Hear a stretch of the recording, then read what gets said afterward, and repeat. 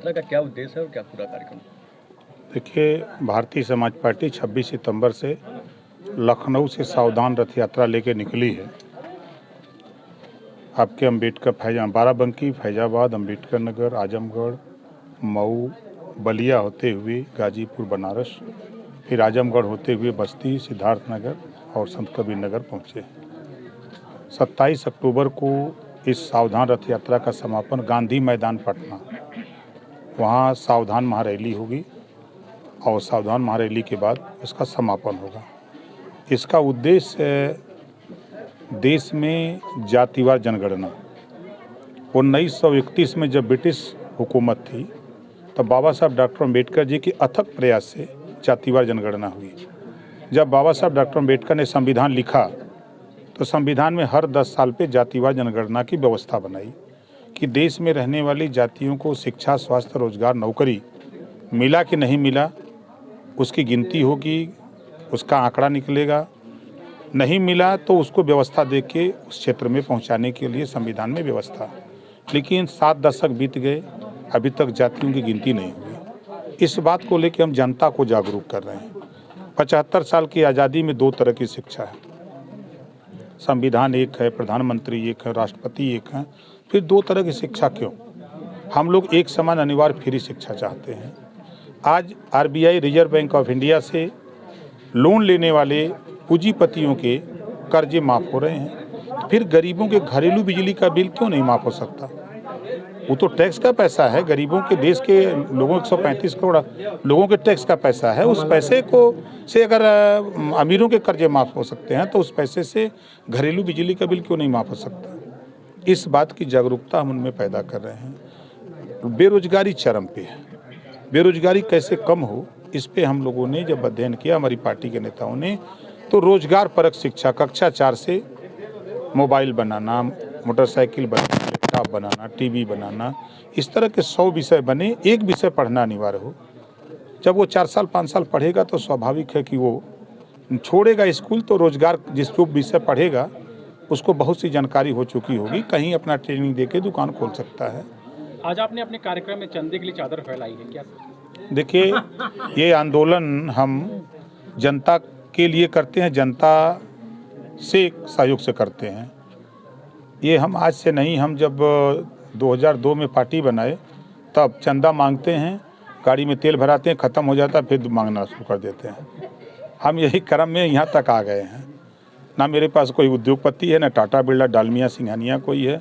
यही लोग हैं जो ये कंगालपति लोग हैं, यही हमारे साथ हैं। अखिलेश यादव जी अब दलितों पिछड़ों की बात कर रहे हैं, मायावती जी दलितों पिछड़ों की बात करते हैं, क्या लगता है सबसे बड़ा हितैषी कौन है दलितों पिछड़ों का? देखिए, सत्ता में जब रहते हैं तो फिर ये दिखाई नहीं देते पाल, प्रजापति, बिंद, केवट, मल्ला, नाई, गोंड, कुम्हार, कहार, निषाद, बिंद, केवट, मल्ला, आर्य, कर्क, बंसी, बंजारा, बहेलिया, जोल्हा, दुनिया, अंसारी, साईं, दर्जी, फकीर, ये नहीं दिखाई देते।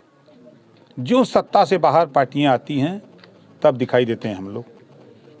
ये उनकी दुर्गति का कारण है, जो 4-4 वर्ष सत्ता में रहा हो और आज वो ये बात दलितों पिछड़ों की अगर कर रहा है तो ये उसकी नाकामी झलक रही है कि हमने इनके लिए कुछ नहीं किया, अब मेरे साथ आओ तो मैं करूँगा। 4 बार तो हो गया, अब कितना विश्वास जनता करेगी? तो जनता इनको नकार दिया है, पैदल कर दिया है। मायावती का कहना है कि पिछड़ों की रहनुमाई सपा करती है, उनका शोषण करती है। नहीं, समाजवादी पार्टी के नेता अखिलेश जी और बहुजन समाज पार्टी के नेता मायावती जी, ये दोनों पिछड़े दलितों के दुश्मन हैं। ये आपस में लड़ते हैं कि हम बड़े कि तुम बड़े।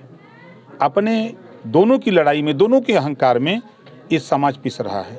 शिक्षा, स्वास्थ्य, रोजगार, नौकरी से पिस रहा है। सपा कह रही है कि आजम खान को जबरदस्ती फंसाया गया है, जानबूझकर फंसाया गया है। अदालत तो बनी है ना, high court, supreme court, lower court, तो उनको तो वहाँ जाके अपनी फरियाद रखनी चाहिए। हम ही को काहे नहीं फंसा देते हैं? हम भी तो हैं ना, हम ही को क्यों नहीं जेल में डाल देते? हम तो जितना शायद धरती पर जितना हम भाजपा के नीतियों के खिलाफत हम बोल दिए, शायद उतना कोई नहीं बोल पाएगा। क्यों नहीं हमको बंद कर देते? न हमरे घरे खाए का ठेकान बा, न चला का ठेकान बा। तेल मांगते हैं, पैसा मिल जाता है, भरा के कुछ दूर चल देते हैं, खत्म, मांग लेते हैं। माफियाओं के खिलाफ सरकार की कार्रवाई पर आप क्या कहेंगे?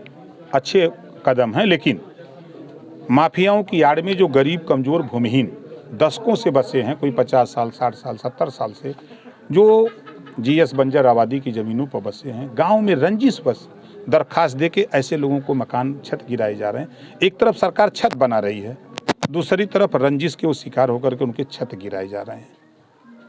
ये नहीं होना चाहिए। इस बात को लेकर सीएम से मिला, 2 चीज़ों पे मिला ही था। भर राज्यभर को एसटी में शामिल करने का हाईकोर्ट के आदेश के पालन को क्रियान्वयन के लिए तो मुख्यमंत्री ने कहा कि भाई इसको हम प्रस्ताव दिल्ली भेज देंगे। दूसरा जो आपने सवाल किया है, तो जो माफियाओं के खिलाफ कार्रवाई हो रही है, अच्छी बात है। किसी की ज़मीन जबरी कोई कब्जा कर ले, कोई ज़मीन लूट ले, तो उसके खिलाफ कार्रवाई हो तो अच्छी बात है, लेकिन भूमिहीन के खिलाफ कार्रवाई नहीं होनी चाहिए। वो कैसे बसा है। 2024 के लिए सुभाषपा और भाजपा में कोई भूमिका बन रही है साथ साथ आने की? देखिए 2024 अभी बहुत दूर है, अभी तो 22 चल रहा है ना। और हम जो है जनता के बीच में जो पार्टियों को मजबूत करते हैं लोग, उन्हीं को अपने साथ घेर रहे हैं और उन्हीं को समझा रहे हैं कि जागो तभी सवेरा है, कैप्चर बाई पावर बैलेट और बुलेट। चलो राज सत्ता पर जब वहाँ बैठोगे तब तुम दिखाई दोगे, नहीं तो ऐसा मायावती अकेले चिल्लाएंगे कि हम पिछड़ों की तैसी है, कोई दलितों का ही तैसी है, तो कोई मुसलमानों का रहनुमा है, तो कोई अकड़ों का रहनुमा है, ऐसे बोलते रहेंगे। अखिलेश यादव जी के खिलाफ आपके तेवर काफी तीखे हैं। चुनाव लड़े नहीं, 7 चुनाव लड़े। जब अंदर घर में जाते कि जब शादी होती है बेटी की, तो अगुआ जो होता है ना 52 बीघा है, बहुत बहुत धनी है। जब घर में आते हैं तो हमारे बनारस में गाते हैं गाना सब, बड़ी बड़ी बखरी लो भैला भैया बीरनू, भीतरा बा मुसरन का मार भैया बीरनू। जब वो भीतर आती है तो न साबुन न तेल न भोजन दोनों टाइम मिला था, तब न ओके समझो कितना हो। ये चीज़ें समाजवादी पार्टी के खिलाफ हम नहीं हैं, उनकी नीतियों के खिलाफ हैं। अभी अभी अगर आपने देखा होगा, समाजवादी पार्टी के नेता अखिलेश यादव जी आजमगढ़ आए, रमाकांत यादव जेल में बंद हैं, विधायक हैं, उनसे मिलिए। बरेली का मुसलमान जेल में बंद है, उससे क्यों नहीं मिले? आजम खां जेल में बंद थे, क्यों नहीं मिले? वो आए जौनपुर में, यादव जी के तिरही में पहुंच गए। फिरोजाबाद में यादव जी के तिरही में पहुंच गए। पंडित जी नहीं मर रहे हैं, बाबू साहब नहीं मर रहे हैं, राजभर जी नहीं मर रहे हैं, मियाँ भाई नहीं मर रहे हैं, खाली यादव जी लोग मर रहे हैं। हम इसके खिलाफ हैं कि आप सबके यहाँ क्यों नहीं जाते हो? एक आदमी जाति क्या के जाते हो?